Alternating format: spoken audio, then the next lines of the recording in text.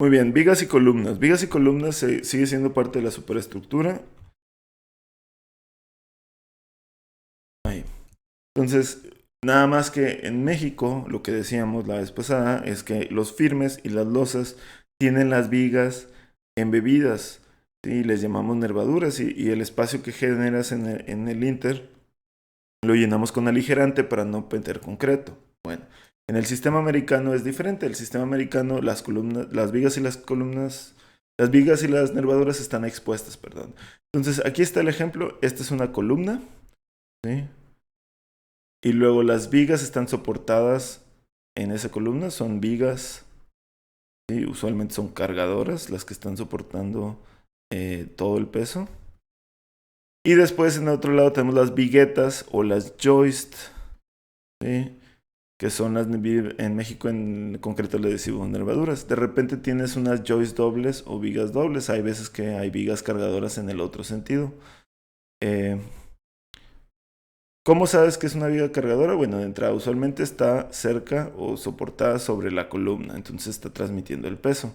En este caso este es en este sentido y esta es en este sentido. Pero la viga cargadora, así como esta viga cargadora, usualmente también tiene un grosor mucho mayor al de las nervaduras. Las nervaduras básicamente lo que ayudan es a soportar el tablón que está arriba. En este caso hay un aglomerado, un OSB. Este aglomerado es el piso, es la estructura del piso. Y para unirlo, como es de madera, puedes unirlo con clavos cuando es algo sencillo, pero cuando es una estructura muy pesada necesitas poner tornillos. Y los tornillos usualmente son grandes, M12, que son 12 milímetros, centímetro y 20, centímetro 50. Entonces, el soporte, eso te da la indicación casi siempre de que esta es una viga cargadora, esta es una columna.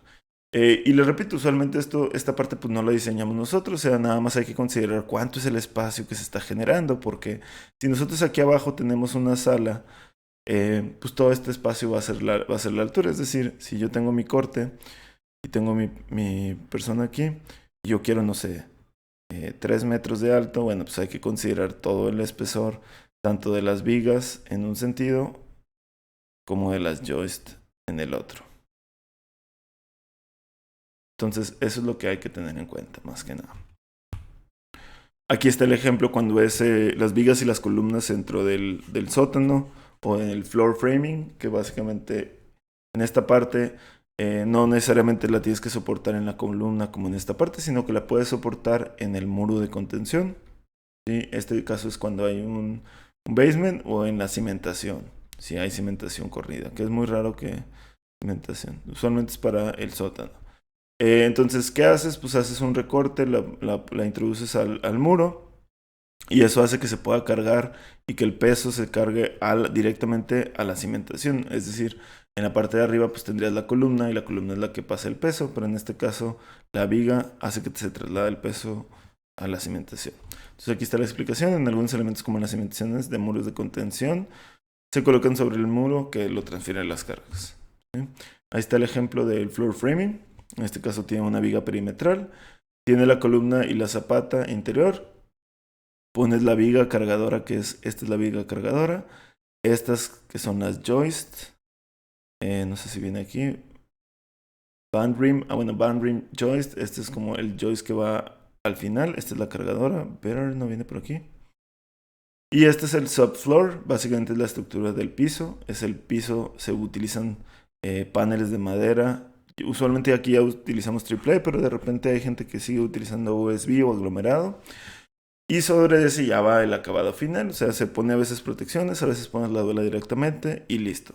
En general, esa es la estructura. Aquí frame opening, a veces necesitamos tener una apertura, un tipo registro. Es por si necesitamos algún día abrir para ver qué hay en la cimentación, se pueda. Pero no siempre es el caso. Una vez que ya tienes las columnas. Bueno, el punto aquí es, el hecho de hacer muros de madera permite que su fabricación sea más rápida y mucho más limpia. Es decir, como no hay tanto concreto, básicamente que lo único que hace son cortes y eh, te manchas de acerrín, cuando estás clavando ahí es donde puedes provocar un accidente. O sea, es mucho más sencillo de colocar, es mucho más limpio, la obra se ve mucho mejor. Entonces no batallas tanto y es muy muy rápido. Básicamente vas con tu pistola de clavos de aire comprimido, pones la estructura y clavas o grapas y vas haciendo el framing. Lo puedes hacer en el piso y luego levantas tu framing y luego ya pones tu tabla roca. Entonces eso también permite fabricar algunos elementos de construcción antes de colocarlo. Entonces, por ejemplo, los muros, lo que les decía de que en el piso lo fabricas y luego ya lo subes. Pero eso también te permite que puedas fabricar ciertas cosas en una fábrica. O sea, puedes hacer un muro completo o un cuarto, a lo mejor no un cuarto completo, pero toda la estructura la puedes hacer en una fábrica, controlar mejor materiales, humedad y calidad y luego transportarla a la ubicación. Cosa que en un muro de block, por ejemplo, aquí en México, pues no se puede. O sea, el muro de block el block de entrada es muy pesado. Estar haciendo el muro necesitas concreto, vas manchando todo el proceso, tanto que después lo tenemos que afinar. O sea, es muy, muy diferente en cuestión de facilidad de trabajo y de limpieza. ¿Sí? Y el costo de esa facilidad, pues es que es un material mucho menos resistente que a lo mejor un muro de block. Y de repente, pues sí, a pesar de que da la impresión de que no tenemos cimentaciones, de repente va a haber claros que sean súper largos, por ejemplo estos, en donde adicionalmente a la estructura del muro exterior, porque casi todo el techo se soporta sobre los muros exteriores, porque son los que van a dar a la cimentación. Por eso la viga usualmente es muy larga en la cimentación. Entonces, de repente si tienes claros muy, muy, muy largos, entonces sí vamos a necesitar una columna para poder soportar este muro y llegarlo a la cimentación. Entonces aquí está la explicación. Ciertos muros se colocan puntales temporales o bracings que permiten que la construcción sea erguida y soporte cargas de viento. Bueno. Ese punto aquí que estamos hablando de la estructura de viento, aparte de las columnas, es que cuando estás irguiendo tu muro, necesitamos unos soportes adicionales. ¿Por qué? Porque lo estás poniendo y de repente sopla mucho el viento y como es una tabla de madera que está tapada, básicamente es como si pusieras una hoja contra el viento, entonces se puede volar la casa. Entonces necesitas unos soportes adicionales que se llaman bracings, aquí están, cuando estás irguiendo el muro. Aquí hay bracings de este lado, etc. ¿Sí? Y bueno, para los conectores, de repente cuando los muros, las columnas son muy grandes como estas, o incluso en las joists, venden unas piezas que son de acero ya prefabricadas, ya a veces estándares para que puedas utilizarlas para distintos elementos, que lo que te ayudan es a soportar la estructura o hacer la conexión de las columnas y las vigas. ¿Sí? En este caso, por ejemplo, las puedes cortar y la puedes unir en bebidas, o sea, con ensambles y con tornillos. Cuando ya es muy pesado, si necesitas estos tipo de estructuras que te permiten unir, por ejemplo, vigas. O sea, es una viga como 4 o 5 veces, más aparte de un bottom plate. Entonces es una viga muy, muy, muy, muy grande y una columna con doble studs.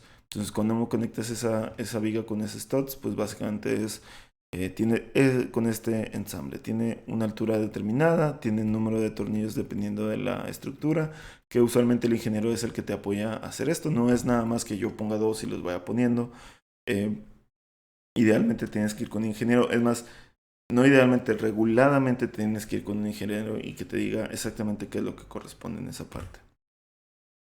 Igual, hablando de estructuras, pues la escalera es igual. O sea, es un soporte como de studs. Por ejemplo, aquí esta no está volando, es una escalera que se va a tapar.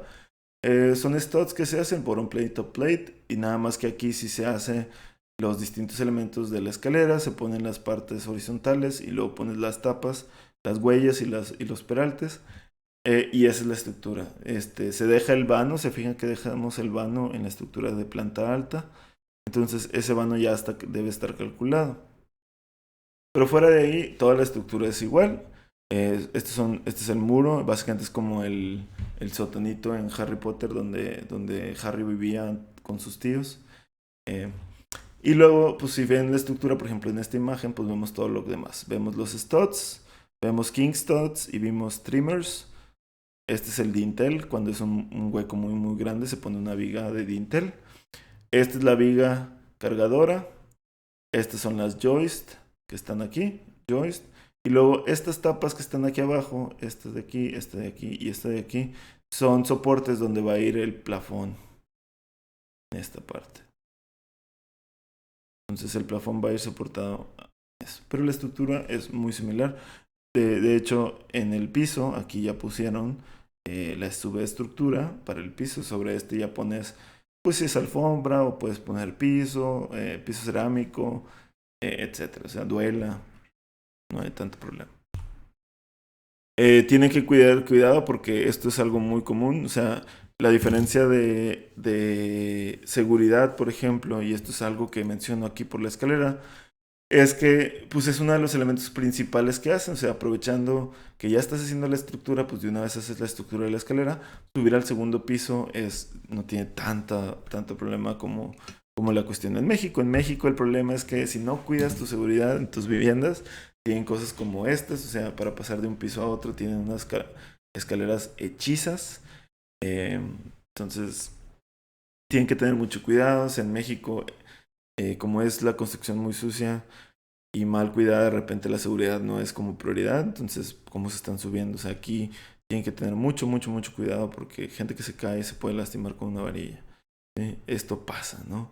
Entonces, una de las principales cosas que recomiendo y en cuestión de estructura es que, independientemente si es obra estilo americano o estilo mexicano, es que usen, por favor, generen andamios con escaleras. O sea, no hagan esto, no hagan escaleras hechizas. Esto es, digo, yo sé que es lo más común y por economía se hace, pero no es algo muy seguro, ¿sí? Entonces, fíjense, tipo de escaleras que se utilizan.